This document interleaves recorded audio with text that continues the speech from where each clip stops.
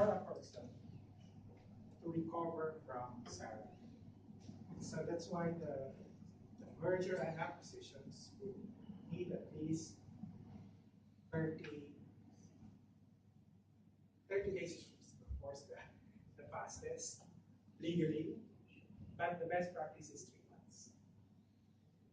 Anyone who has done redundancies programs in your previous life? Not in the future, but just starting out. Is that redundancy, retrenchment, or dismissal? Closing a moment. Okay. All right, please. Do you still have like 3 months, you think? The business allows you 3 months? Yeah, we have as a target at the end of September, so 4 months. Good. Okay, so if the business does not allow you to give 3 months to prepare, do not accept the job. Do not commit with the timing. Otherwise, you go into different litigation cases. Because the reason for this is they have not accepted. They have not been covered. We need at least 3 months to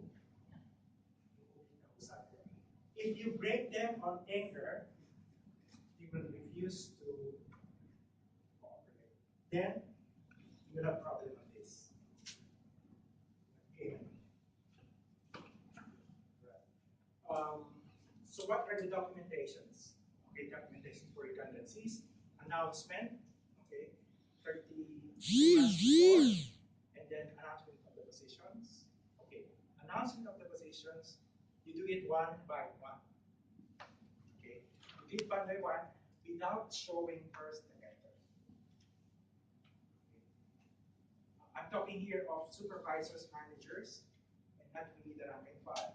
The rank and file, because we are not managed longer, we can give them the paycheck altogether, not they go in the 30 days notice.